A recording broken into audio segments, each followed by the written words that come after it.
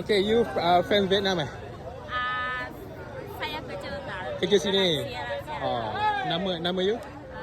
Nama saya Liu Thi Hui. M tu hey. So you boleh cakap Melayu? Boleh sikit-sikit. Macam banyak aja. So you kerja sini berapa lama? Sudah 20 tahun. 20 tahun. Lama je. So you macam Malaysia ke Vietnam ni? Saya Vietnam orang. So Kerja sini. you rasa berapa Vietnam dengan Malaysia siapa menang? Saya maaf Vietnam menang 0-1. 0-1. 1-0. Vietnam 1, Malaysia 0. Ya. Okay, enjoy the game. Alright, thank you. Okay, what's up bro? Yeah, So your name is?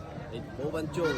Mo? Bo Ban Chung. Mo Ban Chu. Yes. No Nguyen. No Nguyen. Okay, so what's your prediction? I understand it. Feeling how lah?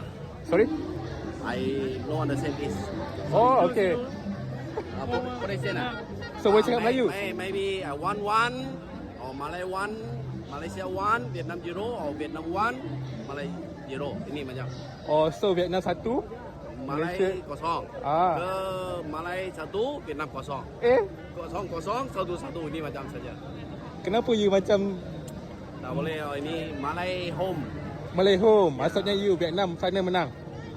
Belum tahu tapi ini macam semua orang ingat ini macam. Macam mana you cakap Melayu? Ya, Macam you boleh cakap Melayu? saya sudah kerja sini. Kerja sini, duduk sini. Ya, dulu sini 10 tahun. 10 tahun Ya, You duduk mana? duduk Ceras sana. Cerah. So you kerja sini semualah. Kilang. Ya, Oh, you tak balik Vietnam? boleh. Nanti 3 month 4 month lagi. Okay. So you punya prediction Vietnam 1, Malaysia 1. Ya, lagi pusing. Ini macam sajalah, tapi Malay info banyak orang saya ingat kuat sikit lah. Malaysia kuat sikit.